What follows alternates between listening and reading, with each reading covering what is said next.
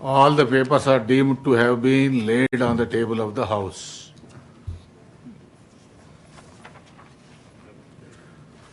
Madam, మాట్లాడతారా? అధ్యక్ష, ధన్యవాదాలు అధ్యక్ష. నేను గత సంవత్సరం సెప్టెంబర్ 3వ తారీఖు నాడు నా ఎమ్మెల్సీ పదవికి రాజీనామా ఇవ్వడం జరిగింది అధ్యక్ష. మీకు తమరికి చైర్మన్ ఫార్మాట్లోనే, హౌస్ ఫార్మాట్లోనే రెసిగ్నేషన్ లెటర్ పంపాను అధ్యక్ష. ఆనాడు మీరు పెద్దలుగా, నా వెల్విషర్గా, అదేవిధంగా మీ యొక్క డ్యూటీ నిర్వర్తిస్తూ మరి ఆవేశపడకండి, కొంచెం ఆలోచించుకోండి, నిర్ణయం తీసుకోండి, మీకు సమయం ఇస్తా అని చెప్పారు అధ్యక్ష. అయితే ఆ తర్వాత పలు సందర్భాల్లో కూడా నేను మీడియా ద్వారా తమరికి విజ్ఞప్తి చేశాను. నేను చాలా కాన్షియస్గా డెసిషన్ తీసుకున్నాను అధ్యక్ష, నా రెసిగ్నేషన్ యాక్సెప్ట్ చేయండి అని. కానీ 4 నెలల సమయంలో కూడా ఆ నిర్ణయం మీరు తీసుకోలేదు అధ్యక్ష. అందుకనే ఇవాళ తమరిని మళ్ళీ సమయం అడిగి ఫ్లోర్లో మాట్లాడి అసలు ఈ నిర్ణయం తీసుకోవడానికి కారణం ఏంది, ప్రజలకు తమరి ద్వారా ఎక్స్ప్లెయిన్ చేయాలన్నటువంటి ఉద్దేశంతో సమయం అడిగాను అధ్యక్ష. తమరు దయతోని సమయం ఇచ్చినందుకు ధన్యవాదాలు తెలియజేస్తా ఉన్నాను అధ్యక్ష. ముందుగా ఈ రాష్ట్రంలో 4 కోట్ల మంది ప్రజలుంటే 40 మంది మనం ఎమ్మెల్సీలో ఉంటాం అధ్యక్ష. పెద్దల సభలో కూర్చోవడం అనేటటువంటిది చాలా పెద్ద గౌరవం. ఇటువంటి గౌరవాన్ని నాకు ఇచ్చినటువంటి బీఆర్ఎస్ పార్టీకి, అట్లానే నిజామాబాద్లో నాకు ఓటు వేసి గెలిపించినటువంటి మా ఎంపీటీసీ, జెడ్పీటీసీ సభ్యులకు ధన్యవాదాలు తెలియజేస్తూనే, నాకు ఇచ్చినటువంటి బాధ్యతను నేను నిర్వహించడానికి అదే బీఆర్ఎస్ పార్టీ నుంచి నాకు అనేకమైనటువంటి కట్టుబాట్లు ఎదురవుతూ ఉన్నాయి. కాబట్టి ఆ పార్టీ ద్వారా సంక్రమించినటువంటి పదవిని పెట్టుకోవడం అన్నది నైతికత కాదు. కాబట్టి ఆ పార్టీ ఇచ్చినటువంటి పదవికి రాజీనామా చేయాలని చెప్పి నిర్ణయం తీసుకున్నాను అధ్యక్ష. దాన్ని తమరు యాక్సెప్ట్ చేయాలని ఫ్లోర్ ఆఫ్ ది హౌస్లో అడుగుతా ఉన్నాను అధ్యక్ష. అదేవిధంగా అధ్యక్ష, తమరికి తెలుసు అధ్యక్ష, నేను గత 20 సంవత్సరాలుగా ప్రజా జీవితంలో ఉన్నటువంటి వ్యక్తిని. తెలంగాణ ఉద్యమ సందర్భంలో అనేక మంది కేసీఆర్ గారి నాయకత్వం పట్ల, ప్రొఫెసర్ జయశంకర్ గారి నాయకత్వం పట్ల ఇన్స్పైర్ అయ్యి ఎంతోమంది ఉద్యమంలోకి వచ్చినటువంటి వ్యక్తుల్లో నేను ఒకదానిగా ఆనాడు 2006లో ఉద్యమంలోకి వచ్చాను అధ్యక్ష. 2006లో నేను ఉద్యమానికి వచ్చేటప్పటికే బీఆర్ఎస్ పార్టీ పొలిటికల్గా ఒక శక్తిగా ఎదిగింది అధ్యక్ష. ఆనాటికే యూనియన్ క్యాబినెట్ మినిస్టర్గా కేసీఆర్ గారు కూడా ఉన్నారు. అయినప్పటికీ నేను బీఆర్ఎస్ పార్టీలోకి రాకుండా ఇండిపెండెంట్గా తెలంగాణ జాగృతి అనేటటువంటి సంస్థను స్థాపించి, ఆ సంస్థ ద్వారా తెలంగాణ ఉద్యమంలో ఎక్కడైతే గ్యాప్ ఉందో ఆ గ్యాప్ని ఫుల్ఫిల్ చేయడానికి, ముఖ్యంగా మహిళా లోకాన్ని తెలంగాణ ఉద్యమంలోకి తీసుకురావడానికి, యువమిత్రుల్ని తెలంగాణ ఉద్యమంలోకి తీసుకురావడానికి అనేక కార్యక్రమాలు చేపట్టడం జరిగింది అధ్యక్ష.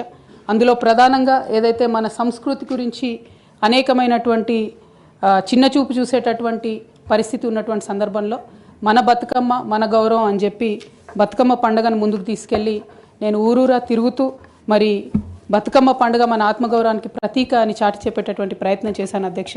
అదేవిధంగా మన చరిత్రకు సంబంధించి 3000 సంవత్సరాల తెలంగాణ చరిత్రను కూడా నేను ప్రత్యేకించి ఒక చారిత్రక బృందాన్ని కూడా పెట్టుకొని మరి పుస్తకాలను కూడా వెలువరించడం జరిగింది అధ్యక్ష.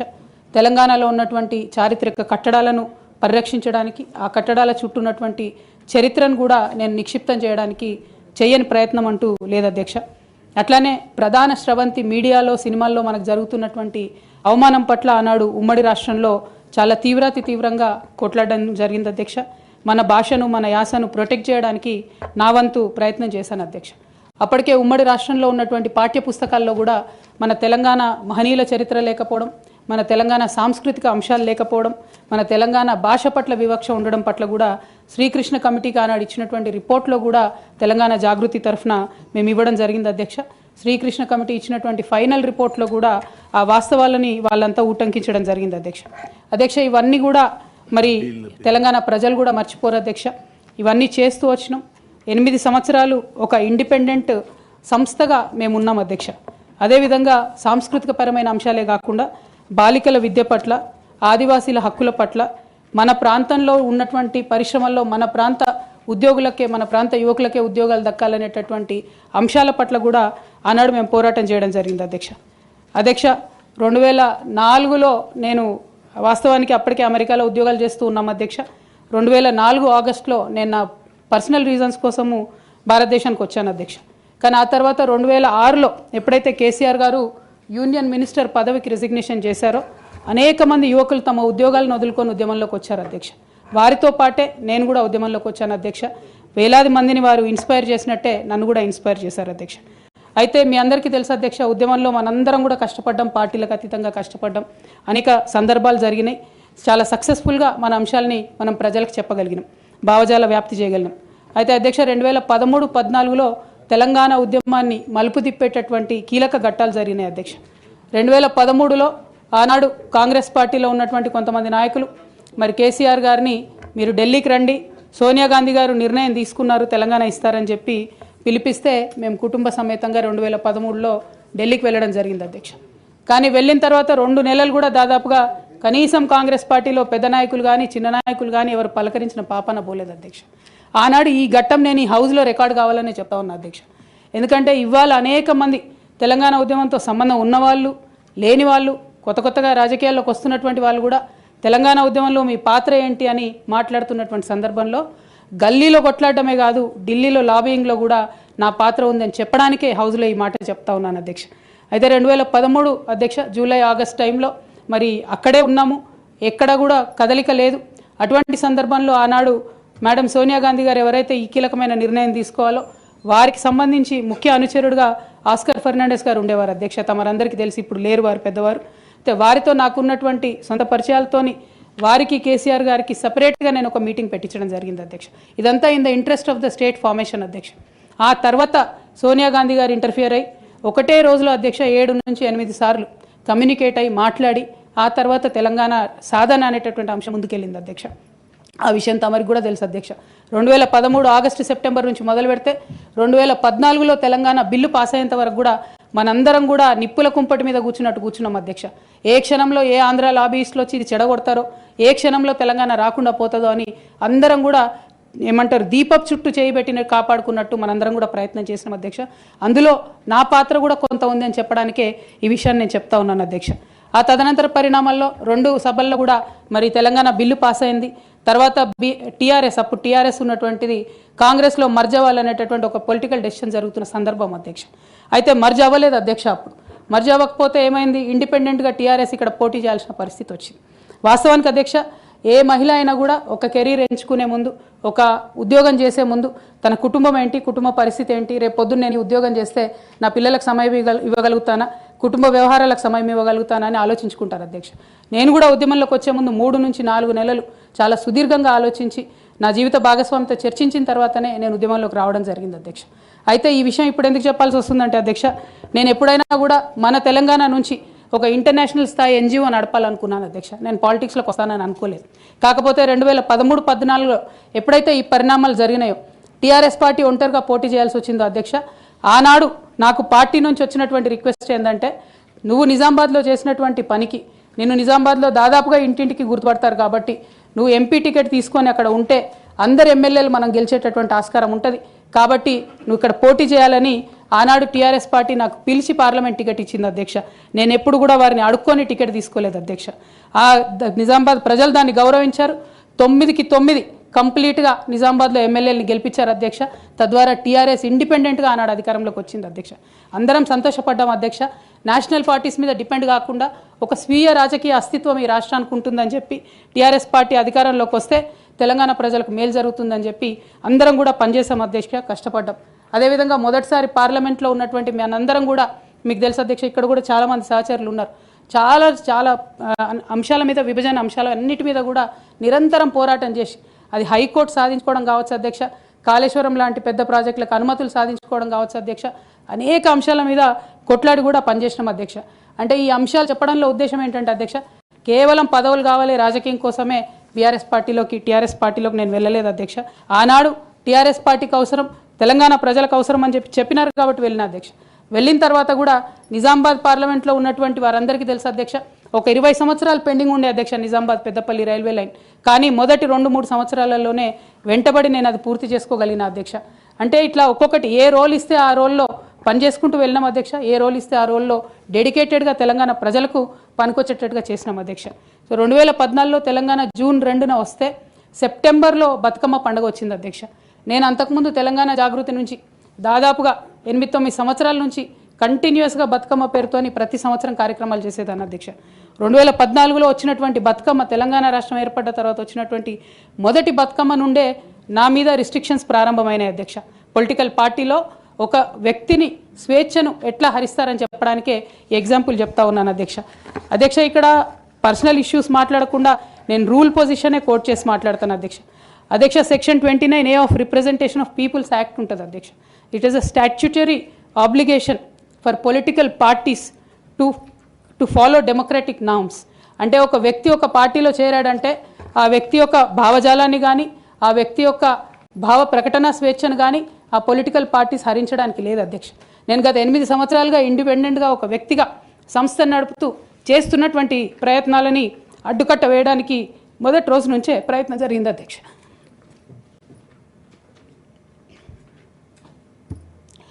కానీ ఎక్కడ కూడా నేను తెలంగాణ బిడ్డలని, తెలంగాణ ప్రజల్ని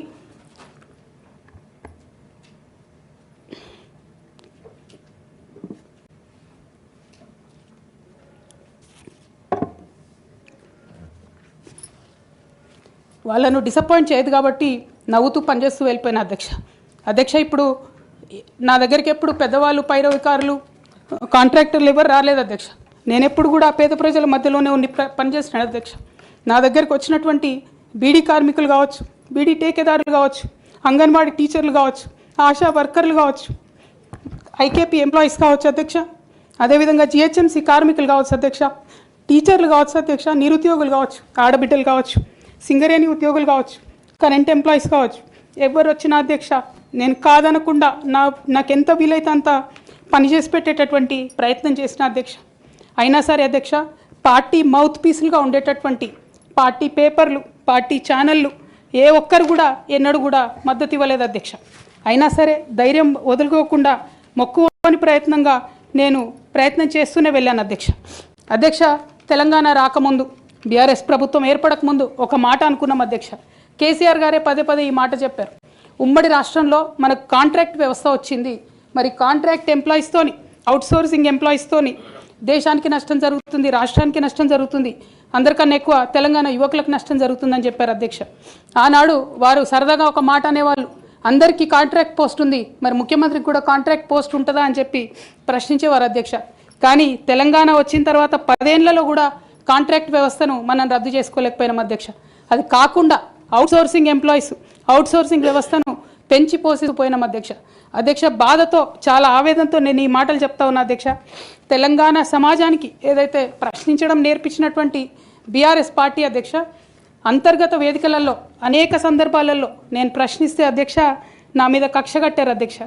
కేసీఆర్ గారు చుట్టూన్నటువంటి కొందరు వ్యక్తులు, తప్పక చెప్తున్నాను అధ్యక్ష ఈ మాట, ఎందుకంటే భారతదేశ రాజ్యాంగం ప్రకారం రాజకీయ పార్టీలు ఏవైనా కూడా ప్రజలకు ఒక దిక్సూచిగా నిలవాలి అధ్యక్ష, ప్రజలకు ఒక దారిదీపంగా నిలవాలి.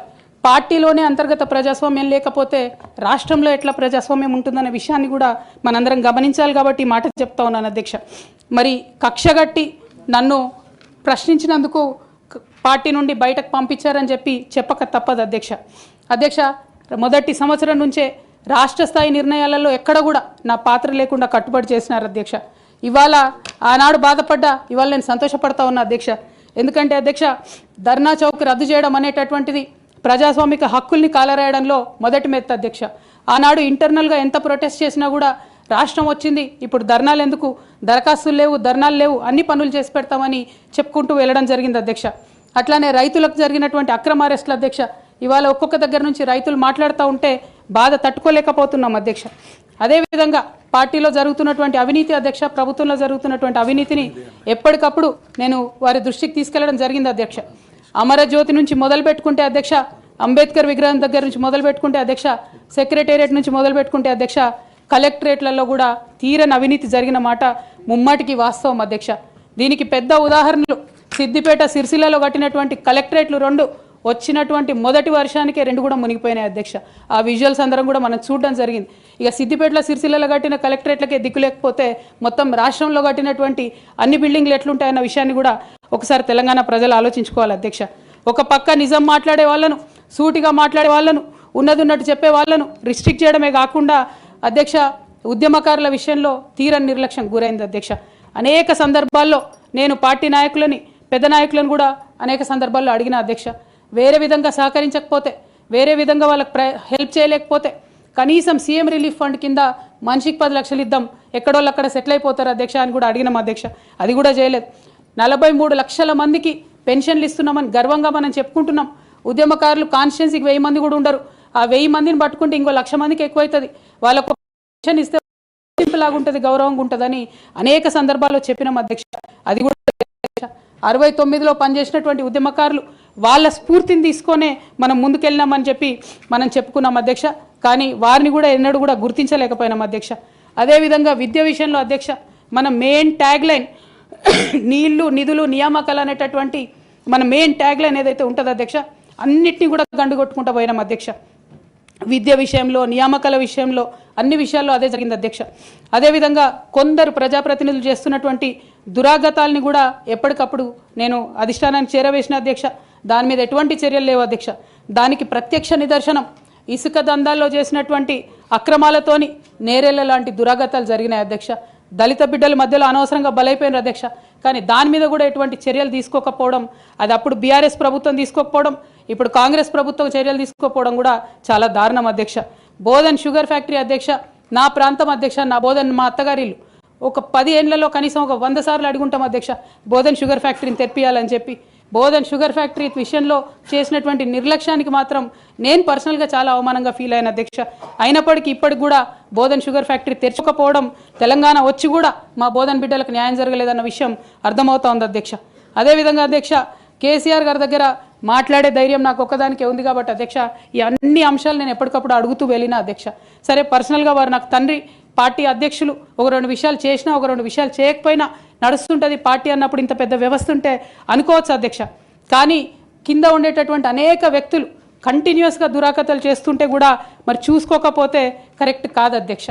అదేవిధంగా టీఆర్ఎస్ నుండి బీఆర్ఎస్గా మారుస్తామనేటటువంటి ఒక కీలకమైన నిర్ణయం తీసుకోవడం జరిగింది అధ్యక్ష. ఆనాడు కూడా ఆ మీటింగ్ నేను అటెండ్ అవ్వలేదు అధ్యక్ష. నేను ఒప్పుకోలేదు, ఈ పేరు మార్పుకు ఒప్పుకోలేదు, నేషనల్ పాలిటిక్స్లోకి వెళ్ళడం కూడా నేను ఒప్పుకోలేదు అధ్యక్ష. అంటే ఒక మాట అధ్యక్ష, ఇట్లాంటి హౌస్లో చెప్పొచ్చో లేదో కానీ తెలంగాణలో ఏం పీక్ కట్టలు కట్టినామని నేషనల్కి పోయి చేస్తాం అధ్యక్ష. మనం ఎన్ని పనులు మిగిలినాయి అధ్యక్ష తెలంగాణలో చేయాల్సినవి? 2 పెద్ద రివర్స్లో, ఒక పక్క గోదావరి, ఇంకో పక్క కృష్ణ, 1,89,000 కోట్లు ఖర్చు పెట్టినాం అధ్యక్ష. కొత్తగా ఇచ్చిన ఆయకట్టు ఎంత అంటే 14 లక్షల ఎకరాలు అధ్యక్ష. 1,89,000 కోట్లు అంటే ఎంత అధ్యక్ష? 1,00,000 కోట్లు ఖర్చు పెడితే 20 లక్షల మంది పేద ప్రజలకు ఇంటికి 5 లక్షలు వేసుకున్నా 20 లక్షల మందికి పేద ప్రజలకు ఇల్లు ఇవ్వచ్చు అధ్యక్ష మనం. కానీ 1,89,000 ఖర్చు పెడితే అధ్యక్ష జరిగింది ఎవరికి, ఒరిగింది ఎవరికి అంటే, ఒక వ్యక్తి 1989లో కంపెనీ పెట్టుకున్న ఆయన మన తెలంగాణ వచ్చిన తర్వాత ఫోర్బ్స్ జాబితా ఉంటుంది అధ్యక్ష, దాంట్లో 45వ స్థానం ఒక కాంట్రాక్టర్ దక్కించుకున్నాడు అధ్యక్ష. అంతకుమించి జరిగింది ఎవరికి ఏం లేదు అధ్యక్ష. ఇండ్లు లేని పేద ప్రజలకు ఇండ్లు రాలే అధ్యక్ష. కానీ ఆ కంపెనీకి మాత్రం 1,02,666 కోట్ల విలువైన ప్రాజెక్టులు ఒకటే కంపెనీకి పోయింది అధ్యక్ష. ఇది ప్రైవేట్ విషయం అని అనిపించవచ్చు అధ్యక్ష.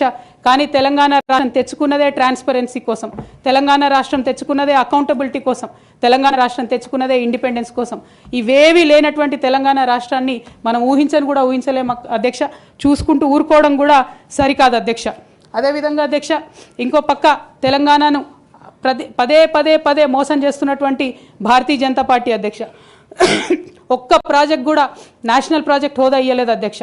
ఒక్కటంటే ఒక్కటి కూడా విభజన హామీలు అమలు చేయలేదు అధ్యక్ష.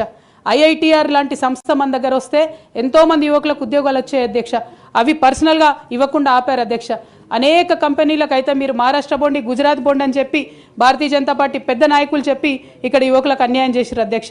భారతీయ జనతా పార్టీ మీద ఎడతెగని పోరాటం నేను చేశాను అధ్యక్ష. అది పార్లమెంట్లో మాట్లాడడం కావచ్చు, బయట మాట్లాడడం కావచ్చు, అనేక అంశాల మీద కొట్లాడడం కావచ్చు అధ్యక్ష.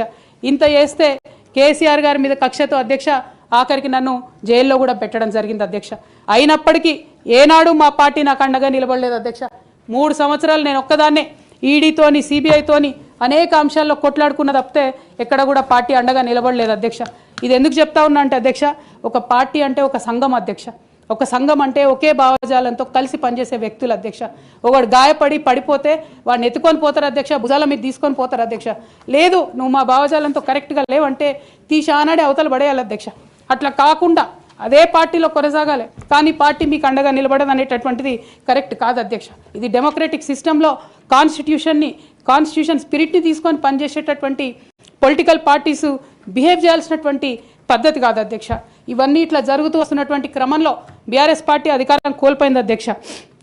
అధికారం కోల్పోయిన తర్వాత కాంగ్రెస్ పార్టీ వచ్చి ఒక ఎంక్వైరీ చేసింది అధ్యక్ష, ఘోష్ కమిటీ అని.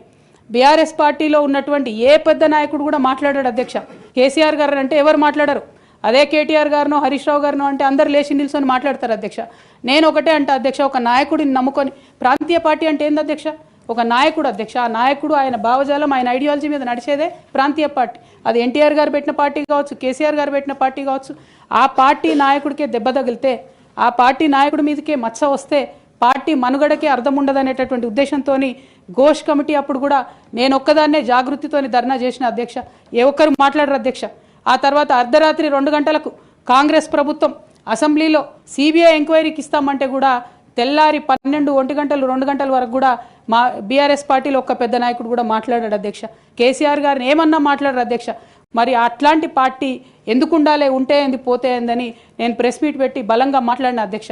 నేను మాట్లాడలేదని నేను అంటలేను అధ్యక్ష. డెఫినెట్గా అవినీతి పరుల పేరు చెప్పిన, నేను హరీష్ రావు గారి పేరు చెప్పిన, వారి టీంలో ఉన్న అందరి సభ్యుల పేరు చెప్పిన అధ్యక్ష. ఇప్పుడు కూడా చెప్తాను అధ్యక్ష. కానీ అధ్యక్ష చెప్పిన తర్వాత తెల్లారి 2 గంటల లోపల నన్ను సస్పెండ్ చేసిండ్రు అధ్యక్ష. నేను ఒకటే కోరుతా ఉన్నా అధ్యక్ష. ఇందాక నేనైతే representation of people's act quote చేసినాను అధ్యక్ష. అందులో సెక్షన్ 19.1C అని కూడా ఉంటుంది అధ్యక్ష. ఇది రైట్ టు అసోసియేషన్లో అధ్యక్ష ఆర్టికల్ 19.1C అంటే ఒక అసోసియేషన్లో మనం మెంబర్ అయినంత మాత్రాన ఖచ్చితంగా ఆ party membership does not place an individual outside the constitution అధ్యక్ష. Especially when it concerns the allegation of corruption, maladministration and breach of public trust lies at the core of protected political speech adhyaksha. Political speech has to be protected by Constitution of India adhyaksha. అదే విధంగా అధ్యక్ష disciplinary action committee అన్నారు అధ్యక్ష. అధ్యక్ష అసలు BRS party constitution అధ్యక్ష ఒక national లెవెల్లో పనిచేయాలనుకునే పార్టీది 8 పేజీల కాన్స్టిట్యూషన్ అధ్యక్ష. అధ్యక్ష నిజంగా ఇవాళ నేను ధైర్యంగా చెప్తా ఉన్నా, ఆ constitution of BRS party is a joke అధ్యక్ష. ఏమి ఉండదు అందులో. అసలు పోయిన కమిటీ ఎప్పుడు వేసిర్రంటే ఎవరికి కూడా గుర్తుండదు అధ్యక్ష.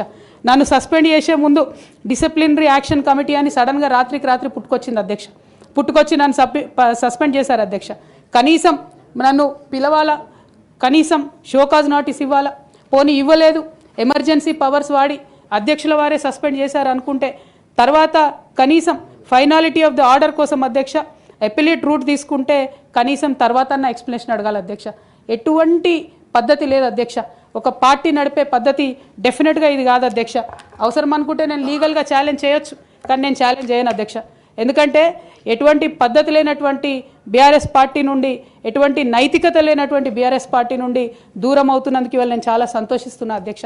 నా కుటుంబం, నా పార్టీ, నా రక్తం, నా చెమట, నేను 20 సంవత్సరాలు తెలంగాణ ఉద్యమం కోసం నేను పడ్డటువంటి శ్రమ, నేను చేసినటువంటి కష్టం గుర్తించకుండా ఒక చిన్న ఉరి తీసేవాడిని కూడా అడుగుతారు అధ్యక్ష. ఈ దేశంలో అంత మంచి దేశం మనది, అయినా కూడా సస్పెండ్ చేశారంటే చాలా సంతోషిస్తున్నా అధ్యక్ష. ఇవాళ నేను వేరే ఏం లేదు. అయితే కాంగ్రెస్ పార్టీ అధ్యక్ష నా సస్పెన్షన్ని పొలిటికల్గా వాడుకోవాలని ఈ బీఆర్ఎస్ పార్టీలో వచ్చినటువంటి చీలికలను చాలా పెద్ద ఎత్తున వాళ్ళు ప్రమోట్ చేస్తూ ఉన్నారు అధ్యక్ష. ప్రత్యేకించి వారు నాపై చేస్తున్న ఆరోపణ అధ్యక్ష, ఇది ఆస్తుల పంచాయతీ, ఆత్మగౌరవం పంచాయతీ కాదని చెప్తా ఉన్నారు అధ్యక్ష. నేను ఇవాళ మీ ద్వారా తెలంగాణ ప్రజలకు చెప్పదలుచుకున్న అధ్యక్ష. అధ్యక్ష నాకు దైవభీతి ఎక్కువ అధ్యక్ష, దైవ భక్తురాలు నేను. లక్ష్మీ నరసింహస్వామి మా ఇంటి దేవుడు అధ్యక్ష. ఆ లక్ష్మీ నరసింహస్వామి మీద ప్రమాణం చేసి చెప్తా ఉన్నా అధ్యక్ష. ఒక మహిళగా నాకు 2 కొడుకులు ఉన్నారు అధ్యక్ష. వాళ్ళిద్దరి మీద ప్రమాణం చేసి చెప్తా ఉన్నాను, నాది ఆస్తుల పంచాయతీ కాదు అధ్యక్ష, నాది ఆత్మగౌరవం పంచాయతీ. నేను ఏ విషయమైనా, ఉద్యమకారుల విషయమైనా, బీసీల విషయమైనా, మహిళల విషయమైనా ఏదైనా నిలదీసి అడిగినా అధ్యక్ష, రేపు కూడా అడుగుతా అధ్యక్ష.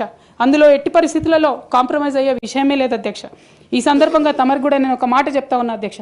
మన రాష్ట్రంలో 17 లోక్సభ స్థానాలు ఉంటాయి అధ్యక్ష, ఒకటే ఒక ఉమెన్ ఎంపీ అధ్యక్ష. 119 అసెంబ్లీ సీట్లు ఉంటాయి అధ్యక్ష. అన్ని పార్టీలు కలిపి 8 మంది ఉన్నారు అధ్యక్ష మహిళలు. 40 మంది ఉన్న ఈ శాసన మండలిలో 3 ఉన్నాం అధ్యక్ష లేడీస్. మేము ఇక నేను పోతే 2 మిగులుతారు అధ్యక్ష. కానీ ఎంత అన్యాయం అంటే అధ్యక్ష, ఎంత చిన్న చూపు అంటే మహిళలు అంటే పొలిటికల్ పార్టీస్కైనా ఆఖరికి కౌన్సిల్ కూడా అధ్యక్ష. నేను నిన్న మొన్న ఫామ్స్ సైన్ చేస్తున్నా అధ్యక్ష. ఎక్కడా కూడా సభ్యురాలని లేదు అధ్యక్ష. ప్రతి చోట కూడా సభ్యుడనే ఉన్నది. తమరన్న దయచేసి మార్చాలి అధ్యక్ష. ఈ మొత్తం 4 కోట్ల మంది ప్రజల్లో అధ్యక్ష మహిళల యొక్క పర్సెంటేజ్ అధ్యక్ష మన రాష్ట్రంలో ఇంత అధ్యక్ష 0.00003% అధ్యక్ష. ఇది మాకుండే రాజకీయమైనటువంటి రిప్రజెంటేషన్ అధ్యక్ష. రాజకీయంగా ప్రజల మధ్యలో కానీ పార్టీల మధ్యలో కానీ మాకున్నటువంటి రిప్రజెంటేషన్తో మేము ఆడవాళ్ళ కష్టాలు ఎవరికి చెప్పాలి అధ్యక్ష? ఒకనాడు కేసీఆర్ గారు అన్నారు అధ్యక్ష, ఈ దేశ రాజ్యాంగాన్ని మార్చాలి, మహిళలకు సమాన హక్కులు కావాలని. నేను అడుగుతా ఉన్నా అధ్యక్ష, పార్టీలు రాజ్యాంగాలు మార్చుకోవాలి అధ్యక్ష, ఇవ్వండి మహిళలకు సీటు. మీరు ఎంకరేజ్ చేయకపోతే ఎవరు ఇస్తారు అధ్యక్ష? ఎందుకోసం ఇస్తారు? మనం రాణి రుద్రమదేవి గురించి ఇలా మాట్లాడుకుంటున్నామంటే డెఫినెట్గా ఆమె స్వతంత్ర సంగ్రామంలో ఉన్నప్పుడు అధ్యక్ష మొదలు కాంగ్రెస్ పార్టీలోనే ఉండే అధ్యక్ష, భగత్ సింగ్ కానీ సుభాష్ చంద్రబోస్ కానీ ఇట్లాంటి వాళ్ళందరూ. కానీ తర్వాత వాళ్ళ ఫిలాసఫీ వెతుక్కొని వాళ్ళ దారి వాళ్ళు వెతుక్కొని పోయినారు అధ్యక్ష. పార్టీలు వేరైనంత మాత్రాన, దారులు వేరైనంత మాత్రాన అధ్యక్ష లక్ష్యం ఒకటే కాదని కాదు అధ్యక్ష. నా లక్ష్యం ఎప్పటికైనా ఒకటే అధ్యక్ష, తెలంగాణ బాగుండాలి, తెలంగాణ ప్రజలు బాగుండాలి, వాళ్ళ కోసం పనిచేయాలి అధ్యక్ష. దానికోసం నేను ఖచ్చితంగా పనిచేస్తూనే ఉంటాను అధ్యక్ష. అదేవిధంగా అధ్యక్ష